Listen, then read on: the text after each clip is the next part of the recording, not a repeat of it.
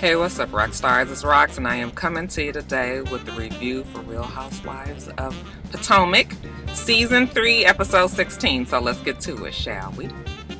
Alright, you guys, so the show started where it ended last week, which was with Gizelle and Monique trying to come to some sort of understanding. And for the most part, Gizelle just wants Monique to know that she knew that Monique and Charisse was both trying to be slick. They was trying to be messy. They was trying to be hurtful. Monique admits that she started up with the bullshit and then she changed her mind. I think that Monique realized as she was recording for the season that the route that she was taking was not cool. And I think that this was the reason why she wanted to have this trip and kind of try to make amends with the girls that she had upset, most namely being Gizelle. But Gizelle said, honey, when I get up in the morning, I am Gizelle, honey. The baddest thing walking. I don't give a fuck about Sherman's ex. That doesn't bother me if she's in the room or not. And I guess that's how you should feel when you're around your man's ex.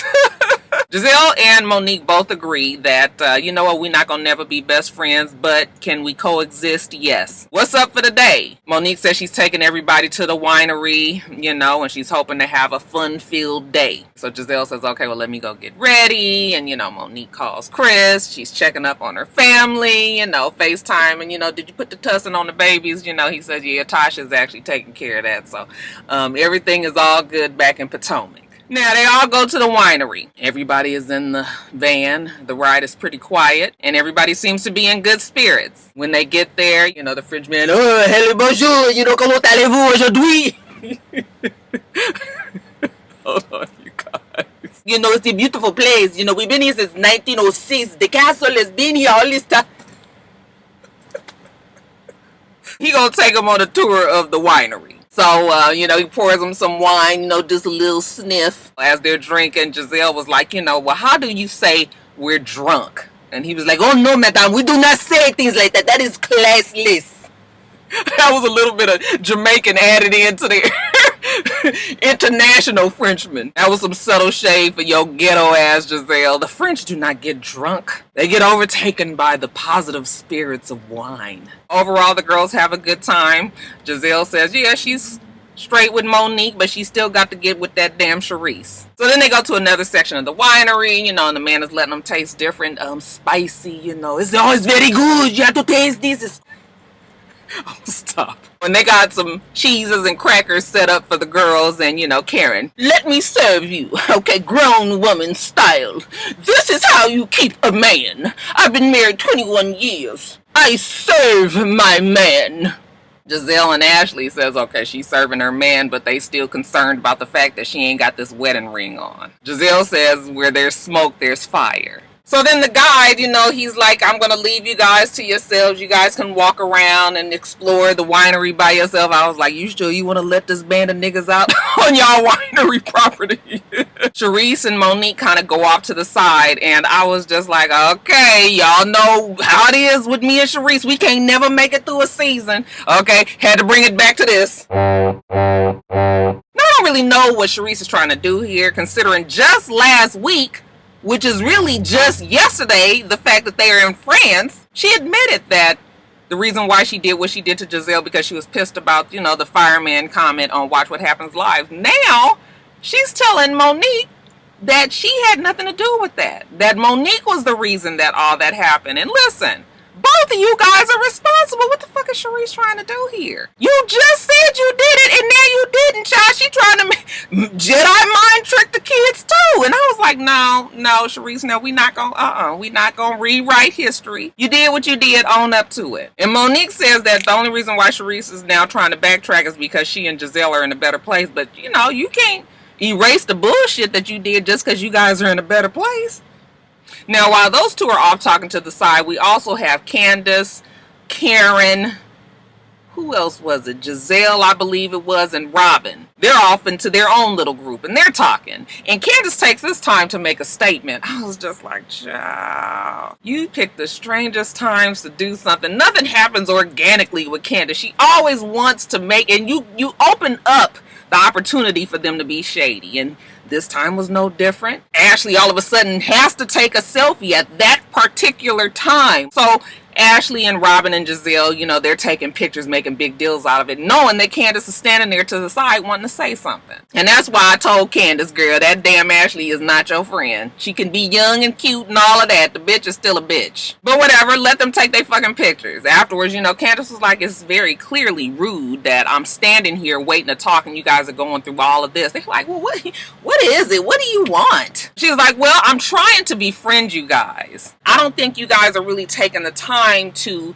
get to know me. You know, I got a lot of shit going on and it would be nice if you guys could help me through it. And to her, it's a lot of shit. It's her wedding, it's her mom, it's her husband to be, you know, his children. Okay, in her world, that's a lot. It might not be a lot to them because they may have been through it already, but you know what, helped the poor young girl out. Candace's whole thing is, I don't feel like fighting a friendship, you know, and you shouldn't have to fight for a friendship. Not when you guys ain't friends yet. It's different when you guys have been close and then all of a sudden you fall out and you fight to try to get back right. But what the fuck I'm fighting with your ass for and I don't even know you? I ain't got to be your friend that bad. But see, she's on the show, so she's got to find some sort of relationship with these girls, because you know you will get ousted quick, fast, in a hurry if don't nobody like you. So, you know, while she's talking, Giselle is listening to her. It's like, oh, I mean, what are you showing us? And that's when Candace immediately, you know, the claws come out because she already don't really see it that much for Giselle. She was just like, well, you know what, Giselle, if you didn't have your head so far up your ass. Karen was just like, oh my goodness, well, you know what, that has gone left quick, fast, in a hurry.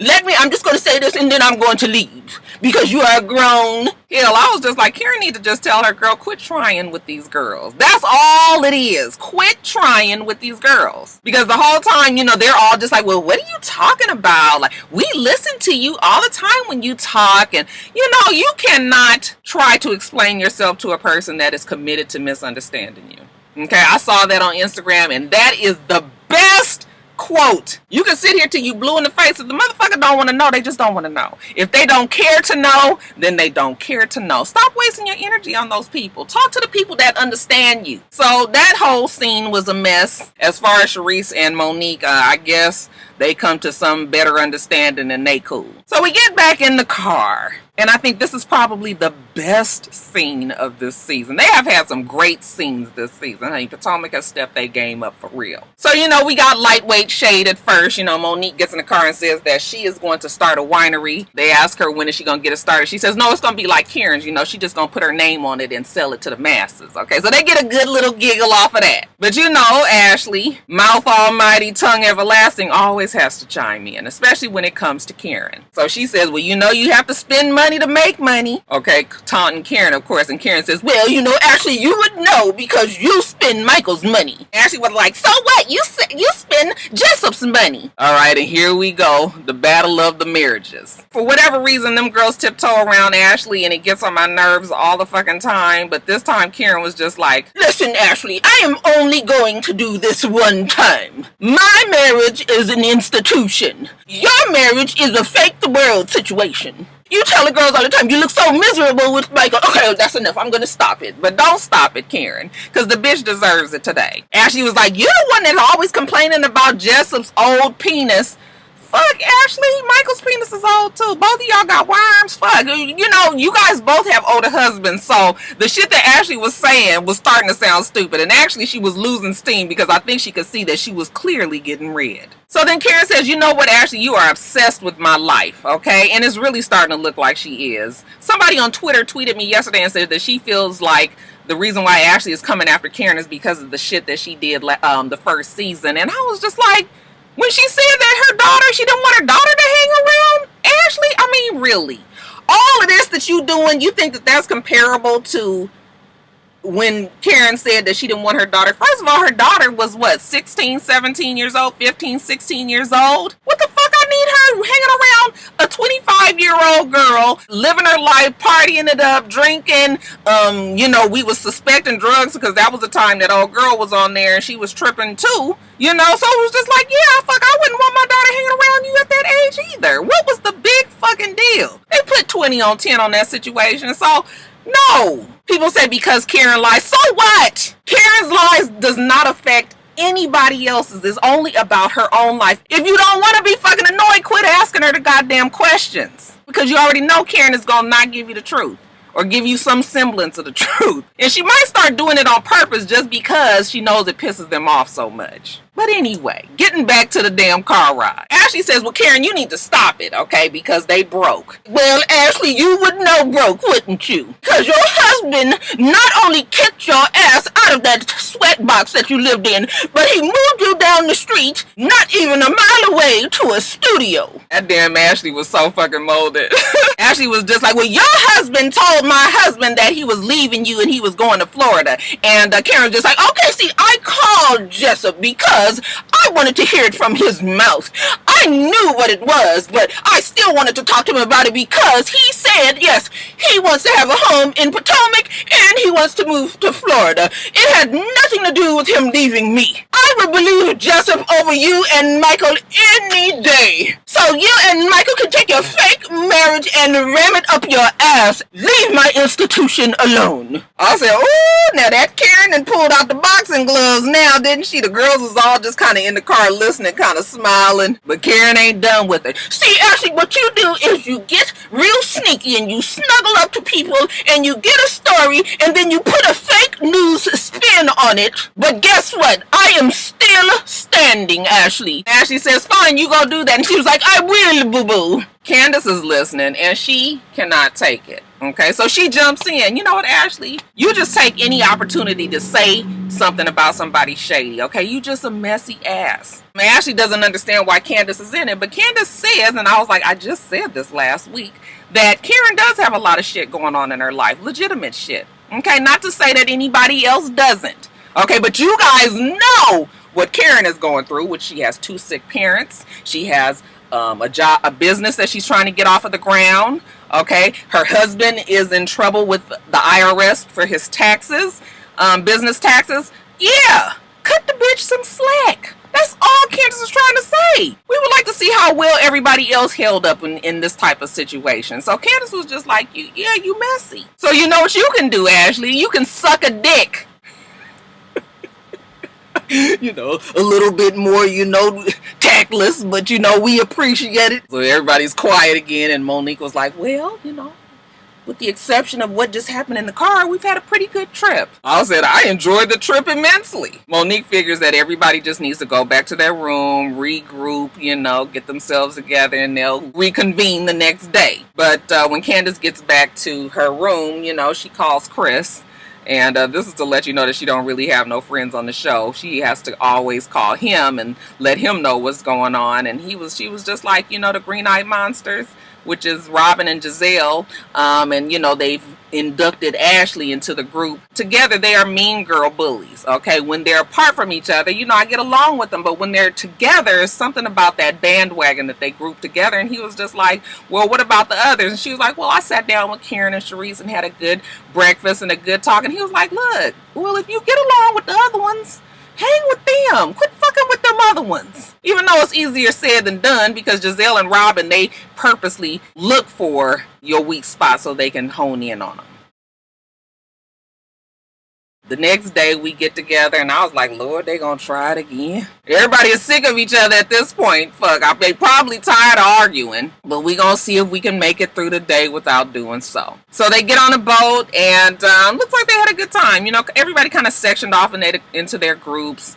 Ashley and Monique and Candace are sitting at the, at the front of the boat, and Ashley is just talking to Candace about the fact that she's had long-standing issues with Karen, and I'm telling you, it's bullshit. It is bullshit. But she can act like she's so mad about what Karen said about her not hanging with her daughter as much as she wants to. It's bullshit, you guys. Ashley is messy, and she loves to, like somebody else said, I guess, deflect from her own issues and her own fucked up ass marriage and family by talking about everybody else's. There was a discussion about Karen's ring, and this is one of those situations where I feel like Karen was bending the truth. Now, I don't even remember what Karen's ring looks like, but evidently it's big enough. Karen says that she's taken her ring off and put it up her hoo-ha. I automatically, and everybody else thinks hoo-ha, we think coochie, right? Well, that's not what she meant. She meant actually in her bra. But,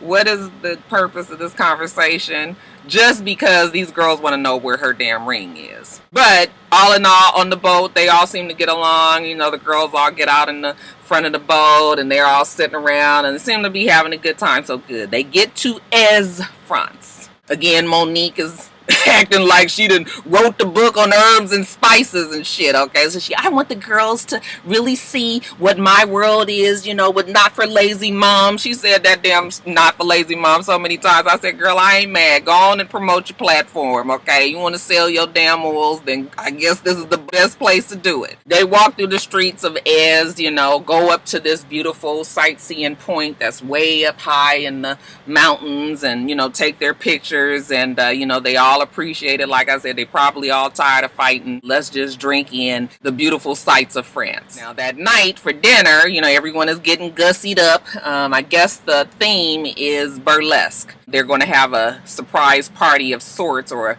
themed type of party for Monique, considering this is her trip and it was her birthday. So Karen says, I have planned a burlesque party and the concierge has handled everything. Hopefully these petty ass bitches will not fight, although the party was around the swimming pool and I sure was hoping that Giselle or Robin got pushed in. Anyway, the girls start trickling in. Giselle gets there and, you know, she's like, I just need a break. I need to call my daughter. She's having a moment. Okay, we as mothers, I could relate to that. Sometimes our kids just need to hear our voice. They just need us to baby them. Okay, her daughter had a bad day. We never really knew exactly what the issue was, but Giselle had to handle it. You know, it's just her. She's a single mom, even when you're a married mom. Okay, trust me, the kids always come to that one parent for these kind of things. And so I could relate. Candace comes down, you know, Ashley comes down, Robin, everybody shows up, and everybody is like in good spirits again. They always start off in good spirits, you know, hugging each other. Oh my God, you are so adorable. That is so nice. You know, they loving everybody's little outfits. Then Candace, she starts up again. She apologizes for what happened earlier. I said, wrong time, Candace, but then I started thinking that maybe it was the editing. It looked like she just jumped in and, you know, into it with both feet, but then I was like, maybe this is the editing. I know this girl can't just be out the blue just talking about this kind of shit. But Robbins was like, I told you that I liked you, yes, you know, to your face. And she was like, yeah, but the thing is, you guys individually are all cool with me, but when we all get together, that's when I feel like you guys kind of gang up on me and, you know, kind of bully me. Well, Robin says, well, you guys know that I'm always going to have Giselle's back. Okay, it's clear here, right, that I have Giselle's back. Yeah, it's very clear. Do Giselle have your same back? I actually think that Giselle does have Robin's back, even though Giselle can and will be shady towards whoever she has to be. But the fact that they have each other's back at any cost is the problem. Like, really, when your friend is wrong, your friend is wrong. We can't just be supporting any old kind of shit that they put out. But whatever. Okay, speaking of having backs, Giselle wants to talk to Charisse about this whole Kendall issue. Another thing that I found about Charisse is she doesn't really stick with one story. Now, she just told Monique that she didn't do that and that was all Monique's plan. But then when she was talking to Giselle, Giselle had them pissed her off. So then she was just like, oh, Giselle, whatever. We're only friends of convenience. Giselle was like, well, what are you talking about? And she was just like, you know, for you to get on there and talk about the firemen. And Giselle was like, first of all, I thought that we handled this a long time ago and that we had moved on. And Charisse says, well, yes, we did. But at the time when she was planning all this shit with Monique, you know, they hadn't handled it yet. Okay, so which one is it, Charisse? Did you and Monique plan to do it or not? Okay, were you mad at Giselle or not? Were you trying to get back at her or not? Okay, did you bring Kendall around to fuck with Giselle or not? You know, so I was just like, oh, see, here she go again, old wishy-washy ass. Listen, I ain't got time to be going back and forth with Charisse. See, that's the reason why I don't like her. I'm gonna go back to permanently not liking her. So once they get through these last few little arguments, the night kind of ends on a better note. They have the dancers, the French Revue dancers come out, and, you know, Robin and Ashley even take it upon themselves to join in. Okay, all offbeat and flicked it. I said, that's the white side of their family. After they finish, you know, Robin and Monique have a come to Jesus moment. You know, Monique apologizes. She should have never let it get that far when she, you know, had the umbrella up to Robin's neck. So they make up. Candace sings happy birthday. Actually, he has a pretty good voice. I said, okay, Candace, girl, we should have had you singing and not that old terrible ass Ashley trying to warble through a song. And then that's it, you know, happy birthday to Monique, and we are done. Gotta do Claus next. Make sure that you rate, comment, and subscribe to the channel. I'm itsrox. The channel's for itsrox, and everything else I do will be in the bottom bar. All right. So I hope that you have a wonderful, wonderful rest of your day, and I plan on doing the same. Till next time, rock stars. Bye.